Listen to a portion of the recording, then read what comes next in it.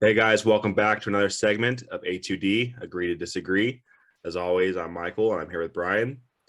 All right. So we have week one in the books, man.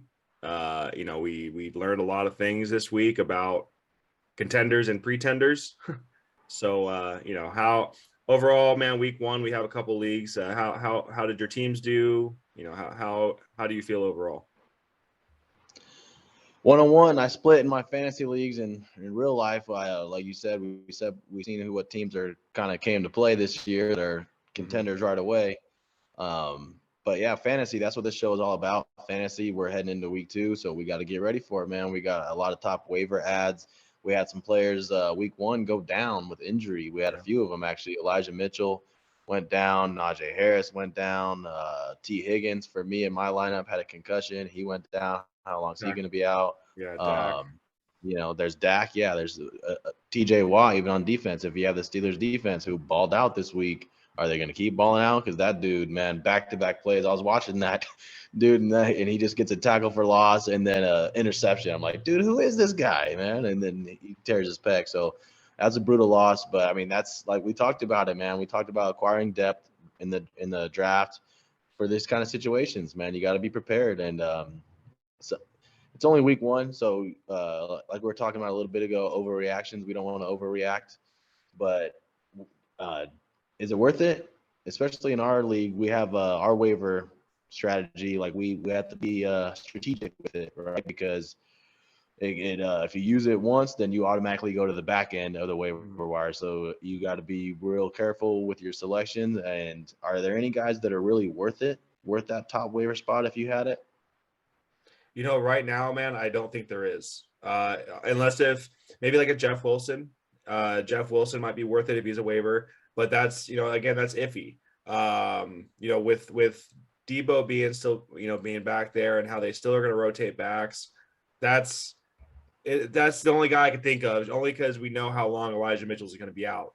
As far as the other injuries are concerned, like T. Higgins, I mean, it's a concussion. Will he get cleared to play this week? But I'm not going to go off and pick up Mike Thomas just because, I'm not going to overreact. We had a lot of players this week that did not show up the way we thought they would. Cam Akers being one, Allen Robinson being another, CeeDee Lamb being one. And I was really high on CeeDee Lamb, but yes, the with Dak getting injured, there is going to be an impact on that Cowboys offense. But I still don't want to overreact and go and try to make trades and all that kind of stuff yet. You don't necessarily want to do too much to your lineup unless if you just absolutely hate your lineup, you need to go out and make a deal. But the big thing about week two, going into week two, is every single year I see managers overreact to week one. So they score, 85 points and then they think, oh, well, my year is done. I lose a running.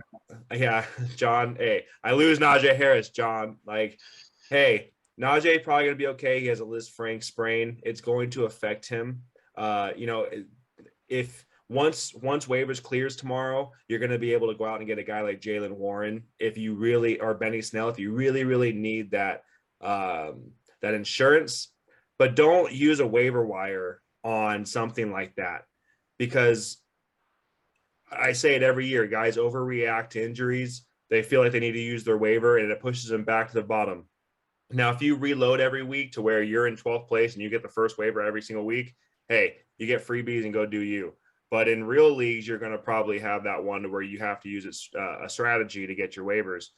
Don't use your waiver wire on somebody that had a bad week. Don't go out and trade Cam Akers because you're going to sell them low. Don't go out and drop Cam Akers. I heard some guys like, oh, I'm just going to drop him. He's not going to do anything this year. He's coming back from injury he had in preseason. Let's calm down. Let's pump the brakes. Now, after 3 or 4 weeks, if he's still not doing anything, that's when you make a move, but not after week one. Yeah, dude. Week one, it was fun, man. There's a lot of hot names on this waiver list, though, and like you said, I might definitely in our league, I'm probably gonna hold on to that waiver. I'll try to just add whoever's left over because I don't see any of these guys that are like, oh my god, you gotta go get him. Like James Robinson a couple years ago, he's the quick one that comes to mind. Even like I remember like was it 3 or 4 years ago? James Conner. Yeah, Connor. Nobody really drafted him, and then he was the hot guy week 1. There's not really a guy I see like that out there. Top wide receiver I have on my list is actually Curtis Samuel because he was targeted 11 times and he had 4 carries. So I mean, they're obviously trying to get that dude the ball, and he used to be a pretty good playmaker. He was hurt a lot last year, but man, 11 targets, 8 catches, 55 yards, and a touchdown, plus the 4 carries for almost 20 yards. Like, to me, that's a guy that might be worth it. But like I said, he's been in the league for 4 or 5 years, so he's just worth picking up. I don't know if he's worth using that top waiver spot, but I'll check on Wednesday. And if he's around, and depending on how you like your roster, if you have someone that you can drop, then maybe he's a guy you might want to go get, because, like I said, volume, man. Week 1, it's a pretty strong indication you've been in the offseason plans, and if they're trying to feed you that much volume, then he might be a guy worth going to get. Yeah, I mean, absolutely. I mean, he was on, I think going into week 1, he was on like the top of the waiver list for receivers, as all flex positions, so yeah, he's been around, and he's one of those utility players. And now that you've seen what he's done week 1, yeah, he's definitely worth an ad. If he's somebody that you're going to go use in your flex spot, and it's somebody that you're actually going to play, that's where I use my waivers, is somebody that I'm actually going to play. I'm not just going to go make a move just to make a move. Honest to God, there's probably not a single player that I'm going to add on either side of because I have 2 fantasy teams. I'm probably not going to even make a waiver move. I might even not even make a free agent move at all. I want to wait a couple weeks just to see kind of how things play out. I have a couple of backup running backs, RB2s like Kenneth Gainwell right now. I still want to see how he Right, but that's you though. You drafted well. Yeah. Congratulations. But what about those people that are drafted Elijah Mitchell? So again, okay, so if you have like, Elijah Mitchell and you don't have a reserve spot, you need to be using you need to be using a waiver on Jeff Wilson. You have to. That's my opinion. You have to be using a waiver to go out and find out somewhere, because Elijah and I would look. I got a few other running backs on the list here that I would go. Jeff Wilson, he's been around a while too. He's been in that system too. It might as well be JaMychal Hasty. And you brought up Deebo Samuel, Trey Lance for that matter. I could see Deebo running for 1 and Trey running for 2, or however, vice versa. I could see those guys taking over, especially in the goal line. So if you're gonna get a running back from that team, it's just gonna be almost between the 20s. Some guy that can get just absorb a few carries here and there. Is that a guy that you really want to start? Is Jeff Wilson a guy? To me, I don't know. I see Rex Burkhead, 8 targets, 5 catches, and he had 14 rushes also, and that he had 12 points without scoring a touchdown. So there's guys on the waiver that you might be able to get. 8 targets, that says that he's the guy in the passing game. Everyone was high on Damian Pierce, and he was supposed to be the starter, but Rex Burkhead outproduced him week 1. I know it's week 1. We don't want to overreact. But I'm talking about overreactions. So this is I'd rather pick him up than Jeff Wilson. I'd rather pick him up than. Am I using a waiver spot on either one of them? No. But I'm just saying if you have to pick one up, and if Elijah Mitchell was on my team, I'd rather start a Rex Burkhead or a Khalil Herbert. If he wasn't handcuffed, looks like he might be taking some snaps from Montgomery, dude. He had more carries. He got the touchdown. He got the goal line work. So there's some news going on with that Chicago running back situation as well. I got Montgomery in my other league. It's funny, I actually dropped Herbert to pick up the Ravens defense against the Jets last week, who actually did pretty solid, but Herbert now is on the waiver wire, and somebody might grab him, dude, and he could be a guy that could flat out just end up taking that job. So there are guys out there to be had that I like a little bit more than Jeff Wilson. Me personally, Jeff Wilson could be the guy. You never know. Mostert came out of nowhere. There's always Shanahan always has those guys, but he's been there for a few years now, and he's a role player at best. He's not a guy I'm putting in my lineup. So if you watch that game, man, nobody really watched that game. That game was terrible on both sides. Nobody really watched that game. But if you actually go back and you look at the game, before Elijah Mitchell got hurt, he was the running back. He was getting all the carries. He was getting all the work. Now, once he went down, they plugged in, Jeff Wilson. They used Deebo. They started going back to their offense from last year. They clearly want to use a running back that's not named Deebo Samuel, but they're going to have to. He's going to be part of that backfield. Is he going to be the running back? I don't believe he is. Now, you talk about JaMychal Hasty. He's no longer with the team. You know, they have Jeff Wilson and Deebo Samuel. Like that's their backfield right now. They are a run first team. So you want to, if you were to ask me who's going to get plugged into that RB1 spot, it's not going to be Deebo. It's going to be Jeff Wilson for the next 2 months. And he might go out and he might actually just, because he's been in that system for a while. He's been with Kyle Shanahan for a while. He could come back and he could, maybe Elijah Mitchell's not used for the rest of the year. Jeff Wilson is worth the waiver spot right now because he came in. I mean, it was a really fucked up game, but he came in and he played fairly well for circumstances being what it was. So I disagree with you strongly. Okay, Rex Burkhead, that is an overreaction. Dameon Pierce is a rookie. Okay, he's going to have he's going to have to adapt to the NFL speed, and it's not preseason anymore. So it's going to take him a couple weeks to get going. Rex Burkhead in a couple weeks is probably going to be you're not even going to hear about him anymore. So if you're going to use your waiver one, you want to use a guy that's going to be around for a little bit. And Rex Burkhead to me really is, I mean, you know what he is. Well, if you listen, then you would understand that I said I'm not using a waiver on either of them. If I had to pick one of them up, well, we were talking about what would you use a waiver on? I mean, hell, I'll use a waiver on a fucking defense. I mean, we're talking about who would you use a waiver on. So if we're going to use a waiver, I'm going to use a waiver on a guy like Jeff Wilson far beyond a guy like Rex Burkhead. I see the targets in week one, and that's a massive overreaction. I mean, how that game went. You know, two running back league. Every team you see has two backs for the most part that they use. And if Burkhead is getting 8 targets and he's the pass guy, Pierce is getting to be the running guy. Like, I don't think Burkhead's going away in 2 weeks. Yeah, I mean, we'll see. He's also, you know, we've seen him go away every year of his career. So, you know, whether it's injury or he just fades away. Philip Lindsay and Khalil Mack or whatever his name is, Marlon Mack. You know, they had like 5 running backs. So, like, yeah, when you're splitting snaps right now, it's just 1 and 2. It's a 1-2 punch. And Houston's underrated. Yeah, I mean, they're gonna be trailing a lot. So, I mean, if he truly is gonna be the pass catcher, me personally, I know Rex Burkhead is, man. Like he had a decent game, and even for his volume, like he didn't have that great of a game.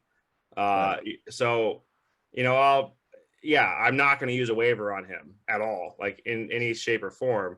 If I had to use a waiver, a couple of shitty running backs anyway. I mean, I'm not going to play either one of them. Well, honestly. That's what we're looking at right now. I mean, those are really probably the top 2 or 3 backs on waivers right now.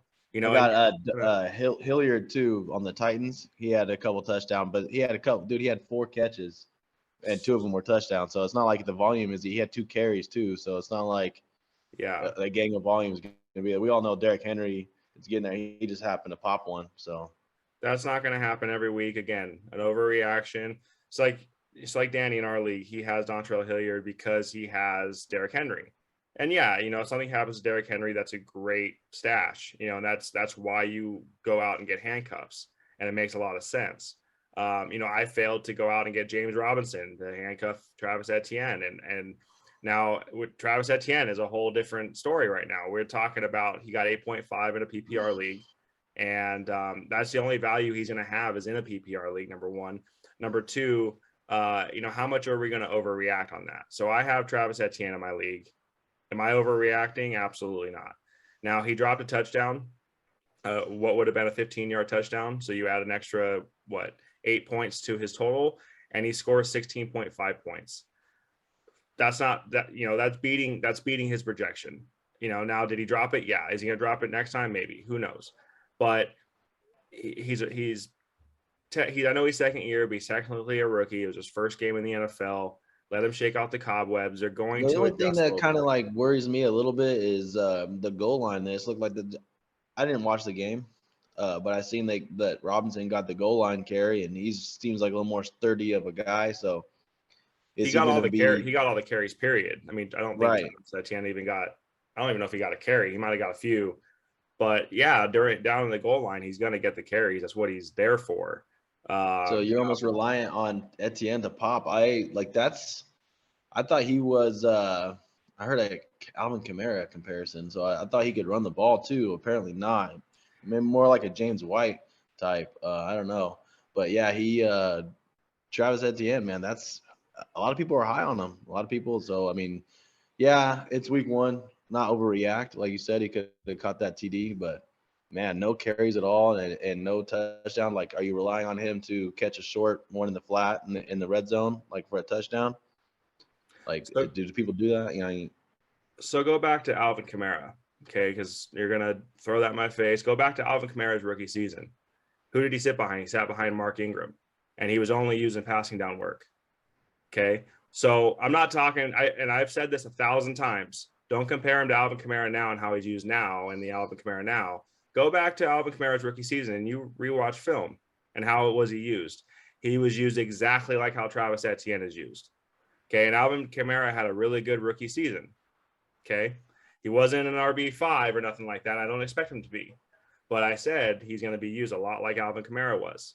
Okay, I said that, and I said it. I'll go back and look right now. I guarantee Alvin Kamara had carries. He Like, you had can't say he carries, and didn't Travis carry the Etienne's ball. going to have carries, bro. I mean, we came on the air and we said, let's stop the overreactions. Okay, that's an overreaction. He's gonna have carries.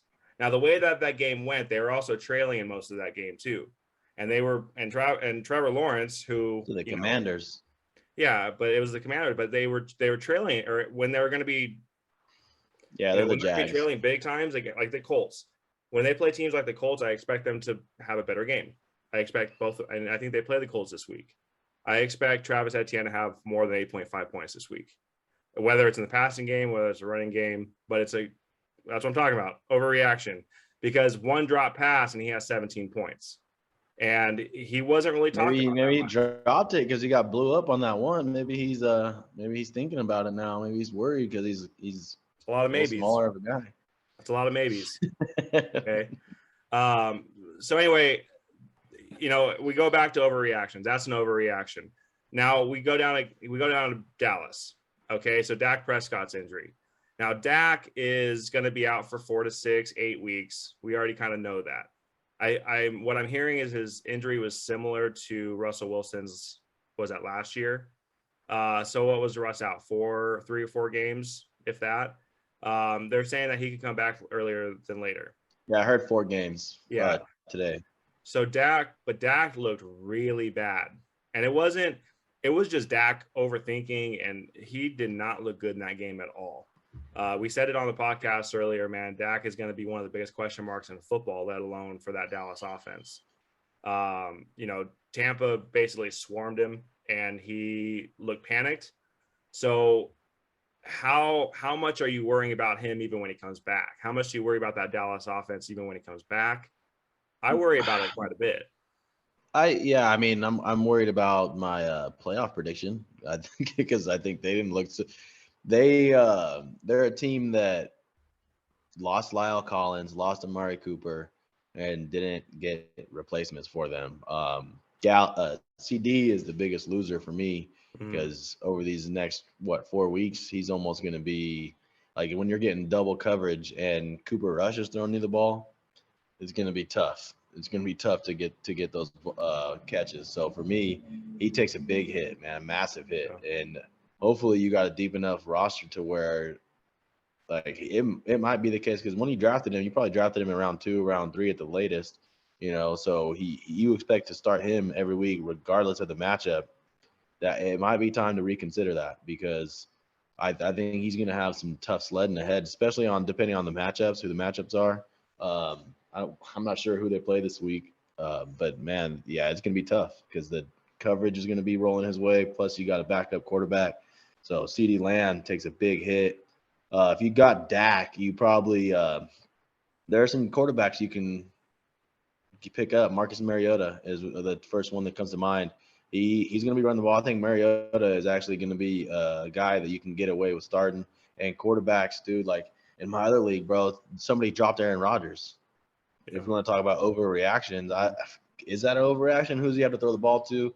Are they going to be a running and defense type team? Look at Tom Brady. Tom didn't look good. So but quarterback's the position that I streamed it all year last year. So you can kind of get away with it. So I don't know if Dak's injury is huge, but for me, the CD, the effect that it has on him, that's massive, because you're going to have to wait around for a month until he can maybe start producing again. And at that time, in a month's time, though, he will be legit because they'll have Gallup back, Dak will be back, and they'll have CD. So, and with Schultz, they'll have some legit options out there at least. So I think in a month's time, CD is going to be legit. But can you wait that long? Are you going to be out of it that long? Do you trade? Do you trade him? And if you're a team that has some depth and can maybe get away with trading for CD just to kind of stash for a little bit, kind of like if you got DeAndre Hopkins on your bench right now, you're stashing him. These guys are going to be back around week 6. That's probably when CD will be back rolling again. So if you can pull it off and maybe make a deal for CD, but he's the biggest X factor in all this, if you ask me. Yeah, last year Cooper Rush, when he came in for that game against the Vikings when Dak went down, I think it was an ankle or something like that. He actually played pretty well. Right? He came pretty well, but he played pretty well. But he was looking at guys like Michael Gallup and Amari Cooper. I don't believe CD had a very good game. I think he had 3 or 4 catches, might have had like 60 yards. But that's kind of his ceiling now. He's going to be touchdown dependent. Like he's still going to be the number 1 option there. I think this week it might be a little bit of a mess. Wait 2 or 3 weeks, maybe he comes back and he can get you back in the 10 to 15 range. But is he that wide receiver 1 for you for the next 6 weeks? Probably not. Even when Dak comes back. Sorry to cut you off, but like if do you have any other receivers? Because I have actually written down a couple other receivers. I don't. We only talked about Curtis Samuel. Say you are looking to either add a guy via waiver or just wait until you can maybe pick somebody up and take a flyer. So I actually have one, and I was about to get to it because he's on the Cowboys. Noah Brown. So yeah, 85, right? Yeah. So he actually he was the best receiver in that game for the Cowboys. And so when you talk about, just getting to like the advanced analytics of this, now Noah Brown has probably taken a lot of snaps with Cooper Rush in practice, so he's wide receiver 3, wide receiver 4 on the depth chart. He's probably seen a lot of snaps with the second quarterback. So now they're going to understand timing a little bit better. So he actually might be a really sneaky ad, that you want to go out and get. Now I've seen a lot of talk about this Kyle Phillips kid in Tennessee. Now he got a lot of the possession, but I mean, even that, like, I'm glad you brought that up, dude. Robert Woods, bro. Yeah, man, See, but he has those kind of games, man. He's had those games going back to the Rams, and then he'll come back next week. He had a game 2 years ago where he had 0 targets. He had 0 targets, 0 points. Actually, he had 0.3 points because he got a run off tackle for like 3 yards. I'm a big Robert Woods fan. Bobby Trees is one of my guys. I try to draft every year. He's one of those utility guys.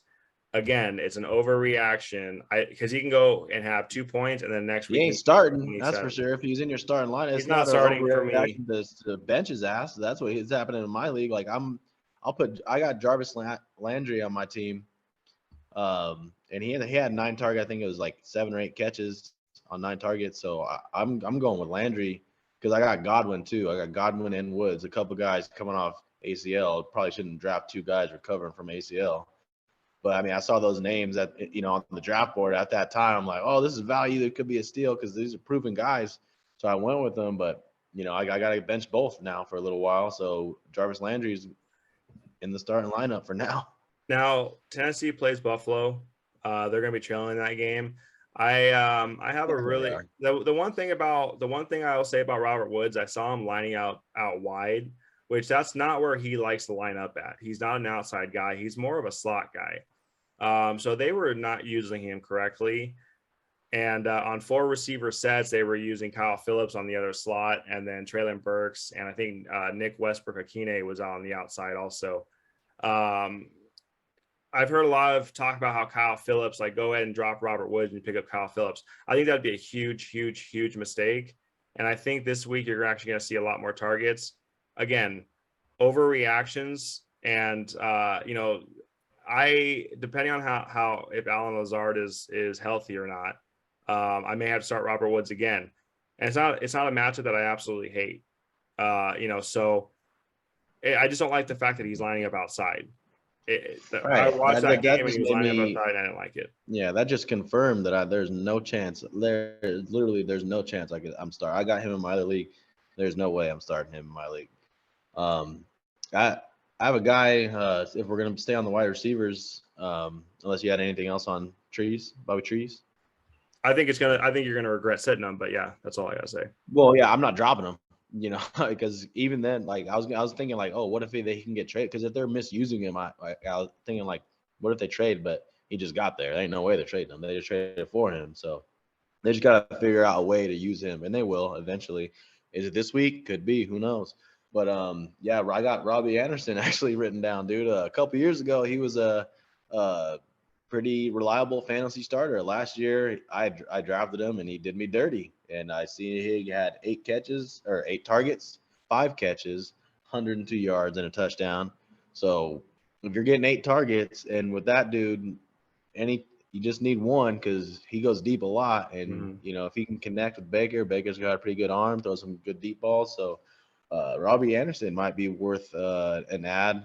Like I said, in my other league, I might do it just because I have like one of the last waiver spots anyway. So I'm like, might as well just go for it, unless you're like in the top 5, top 6, and you are really waiting for a gold, then you hang on to it. If not, you almost just like, screw it, let's do it. If you have someone that you want to get rid of anyway, in my other league, we have one less bench spot. So I kind of like all my guys. So yeah, I'm not gonna use a waiver on him, but he might be a guy, man. 8 targets. I always bring up the targets because volume, that says a lot to me in week 1. Yeah, targets, man. He's a guy. If he gets targets, that means he's getting deep targets. Air yards is a big thing. So if he's getting a target, he's getting a ball 15, 20 yards down the field. And even if he converts half those, he's going to have a big game. That's always been his his hit or miss. Like if he's getting 8 targets in a game, he's going to have a big game like he did on Sunday. If he's getting 3 or 4 targets like we're kind of used to with him over the last 2 years, that could, he's only going to get 1 But or when 2 he of had those. Teddy Bridgewater there a couple years ago, I think he had a consistent, like he didn't score many touchdowns, but he was consistent with yards and catches and even targets. So Baker, 8 targets, that says maybe Baker has a connection with him. Maybe Baker likes him. Yeah, that offense is gonna. It all stems back to, and I hate to change the subject, but it all stems back to Christian McCaffrey in that offense. So as long as Christian McCaffrey's healthy, DJ Moore and Robbie Anderson are going to benefit from that. So, yeah, Robbie Anderson's probably worth a pickup. I would say he's worth a stash. I don't know if I'm going to start him yet. I want to see that rapport build on 2 or 3 weeks before I put him in a starting lineup. Same thing with all these negatives that we, with Allen Robinson, with Bobby Trees, with Cam Akers. Am I putting Cam Akers in my lineup this week? Absolutely not, because even hearing what his coach has to say about him, having to maximize his opportunity, little tea leaves like that tell you, hey, something happened in preseason. I know he had a soft tissue injury. Something happened to where he maybe wasn't having a good preseason. And Darrell Henderson we know he's a very solid running back when he gets the opportunity, right? So, and they know that there. But Cam Akers, man, had 3 carries, 0 yards. I think he saw a target, didn't catch his only pass, but only played 12 snaps, I believe.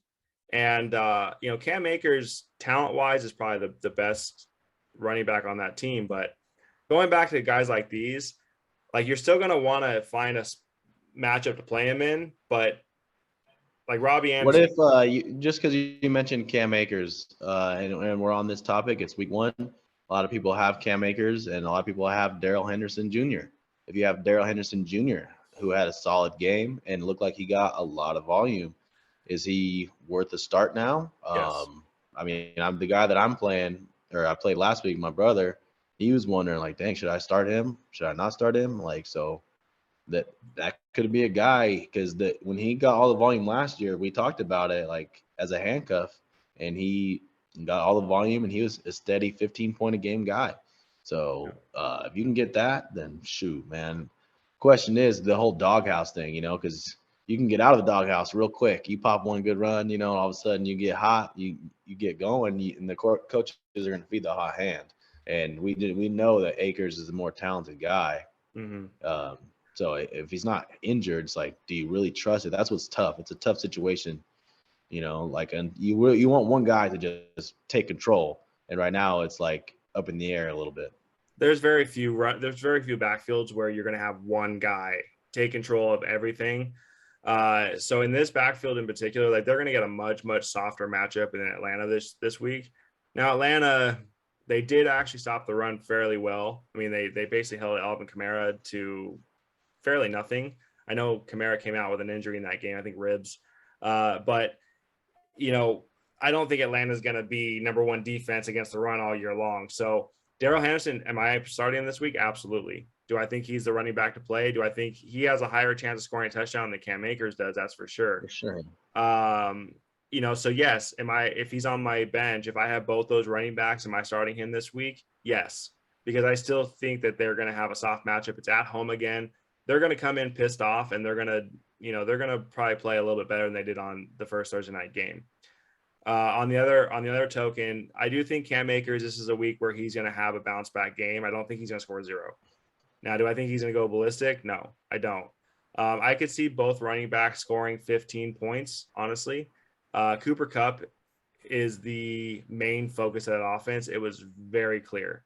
15 targets, 13 catches, 160 some odd yards and a touchdown. I don't think Stafford knows how to throw to anybody else. No, it's ridiculous. And so as we're talking about that offense, there is nobody else in that offense other than maybe the two back. I wouldn't even start Cam Akers other than Darrell Henderson and Cooper Kupp. I'm not even starting Matt Stafford because until he can figure out to spread the ball around like he did last year, he needs to do that again. And we talked about this, I believe on Friday, we talked about how they're missing OBJ. They're missing Andrew Whitworth. They're missing a lot of these veteran players that they lost last year. And this is a completely different Rams team, man. And yes, they're going to have a softer matchup at home against Atlanta, but let's not go out and just completely say they're going to be this championship caliber team, because I don't believe that to be true. I think there's a lot of other players, like you talked about Allen Robinson. He's somebody that I wouldn't play this week because we got to wait to see if there's any chemistry there. Dude, he's on the bench. I had high hopes for him. I thought he was going to be OBJ, and I'm not dropping him because I think the upside is still going to be there. And once Stafford sharpens up a little bit, then I think he's going to get going. You can't start him off with 2 targets. Mm-hmm. You can't do it. He was wide open a few times and just didn't get it. But I have I got Julio in right now because I got Higgins on the bench also. But Higgins, Higgins is dealing with a concussion. So if he gets cleared, I might throw him in there because I think the Bengals are going to bounce back. They're kind of embarrassed from that loss. So I think the Bengals are going to put up some points this week. I think they played Dallas, dude. So, yeah, they're going to be putting up some points. But, yeah, I mean, speaking of Julio, if he's a guy you want to go get, I don't know if he's on your waiver wire or not, but if you didn't watch Sunday night, like Julio looks pretty good. And also Chris Godwin went out with a hamstring. He's going to be out for a few weeks. Russell Gage is coming back from a hamstring, and he wasn't quite all the way there. I think Gage is going to be more of the target guy, but Julio is going to be almost the Antonio Brown role for us last year, the big play guy. So, and Julio, man, I got him. Like I said, right now, he's currently in my starting lineup. I feel pretty confident about him this week. Marshawn Lattimore is going to be covering Mike Evans. Chris Godwin kills the Saints every year. That's why they took out his knee like some dirty scumbags. But, yeah, so now it's Julio. Julio is all familiar with the Saints too. So I think that he's going to be the guy because coverage is going to roll to Mike like it always does in New Orleans. And it's going to be up to Julio this week. I think Julio's going to have a solid week. And Gage. I think Julio and Gage are both going to be solid this week. So, yeah, you talked about Mike Evans and Marshawn Lattimore. That's always been a really physical battle. Mike, his target share seems to go down when he faces Marshawn. He always seems to catch a touchdown against him somehow, but his target share does go down. So talking about Julio, man, in that game, he was probably the best looking player on the field on both sides of the ball. He looked like Julio from the past, man. And that was the big question for me, was what he was going to look like and how healthy he was going to look. He looks like, I'm saying this right now, he looks like that hamstring thing might be a thing of the past, and he might have extended his career. because he looks absolutely incredible. TB12 system. TB12 system. Maybe he went to that vegan diet or something, man. I don't know. But you talk about Chris Godwin. Liability. You talk about Chris Godwin being out, man. So they obviously, I mean, the first play of the game, they try to get Chris Godwin the ball as a 15, 20-yard reception. You know, that's going to be, they're going to want to get the ball out quick. And Julio, if he has his wheels, man, he's dangerous from any point in the field. So going up against New Orleans, he's going to eat, man. He's always ate against them. Even when he was with the Falcons, he ate against them. So the Marshawn Lattimore, you know, you're right. I mean, Evans may not have the best game. I'm not going to sit here and say sit Mike Evans. I think I did this last year and I was right about it, but don't sit Mike Evans because he's still going to be Tommy's still going to try to force feed him the ball. But definitely start Julio Jones. And if he's on waivers, man, if he didn't go in a draft, I mean, that's insane. But if he's on waivers, yeah, he's somebody you need to put a waiver wire in for sure. He's probably going to be wide receiver 2 or above, at least for the next 4 to 6 weeks. Right on, man. I mean, that covers the wide receivers. We've touched on a few running backs. I got a couple tight ends written down here that are potential names. Here comes OJ Howard, man. I swear to God, if you talk about OJ Howard, I'm turning the podcast off. What happened to Brevin Jordan? What do you mean? That's who I thought was going to get the 2 touchdowns, man. And I was right about the tight end. I just had the wrong name. OJ Howard, though. No, it's not him. You can't trust that. We had 3 catches. Two. Yeah, 2. 2 catches. So whatever. But yeah, no. Taysom Hill is 1. And then number 2 is Gerald Everett. But Taysom Hill, man, if he's going to get all these points and you can put him in as a tight end is a pretty scarce position, dude. And if you're going to get all these rushing yards, he's going to get carries. I guarantee you he's going to get 5 to 10 carries a game. He might even get some passing yards. Like the way they use him, like dude's going to score points. He was put in quarterback spots sometimes last year, that would score 17 to 20 points. So, I mean, if you can get that at tight end, dude, he could be nice little tight end guy there. So I've always really disliked Taysom Hill because you had to play him as a quarterback, and you don't want to play him in a quarterback's position to get 15 points. And you always hated that. And then he would always vulture those carries from Alvin Kamara. He'd always vulture all those points from all your studs that you have in your lineup. He might be a guy at a tight end spot. Dude, it's worth this waiver. At a tight end spot, man. If you can put him in a tight end spot, like you said, like he's gonna get utilized. They might even bring him in to throw a pass or 2. Right. I mean, at tight end, yes, he is somebody you can go out and you can play him almost every single week because he's gonna be utilized. And I mean, it's still insane to me. They need to make up like their own name for this guy because I mean, he's not even a tight end. But he caught passes. He ran for a couple yards. He ran for 60 something yards. I think he had a touchdown in the game too. He's a flex back. Yeah. So. He's definitely a name that you need to keep an eye on. You talked about Gerald Everett. Gerald Everett, especially now with Keenan Allen out this week, Gerald Everett should have a good game against Kansas City. I think Ertz went for like 5 for 56. I mean, that's not a crazy stat line, but the Chargers are kind of weak in the middle. So Gerald Everett is definitely a good play this week. If you're playing DFS, he's a good tight end spot to play in DFS. And going forward, man, that's a pass heavy offense. I mean, you saw it. They didn't even really use Eckler that much against the Raiders. They're going to pass heavy. So that's what you're looking for when you're looking for a free agent tight end. And that's a perfect example. Right on, man. I mean, we touched on tight ends. We touched on backs, quarterbacks. We only touched on Mariota a little bit at quarterback. I know Carson Wentz. He's a name that's he had 27 points last week, but do you ever trust Carson Wentz? I can't do it. I'm not gonna do it. Mariota, I mentioned him because he has the upside of his legs, man. And if he can rush for 50 yards a game, that's gonna be 5 extra points right there. And if scoring too, to me, Mariota might be a guy that's worth going to get if you need a quarterback. Yeah, maybe. But yeah, maybe, I mean maybe Jameis too. Jameis, they're going to have a pass-heavy offense, and when he's in that kind of system, that fourth quarter though, boy, took over, was just laser show. Damn, that shit was crazy against them mighty Falcons, man. Hey, he's going to play a real defense. Incredible. He's got a real defense this week. It's going to be a nice little matchup this week. So before we go, man, so let's talk about somebody that you would go out and put a trade offer in for. Who's who's a guy that, like, if you need help, instead of talking about waivers, who's a guy that you would go and try to put a trade offer in for, and try to make a trade for? That's so tough, dude. Like you put me on the spot and caught me on I off didn't let guard you with prepare that. for this. I had this question for like a day and a half, and I was like, I'm gonna put him on Honestly, the I spot. do like I haven't even thought about that.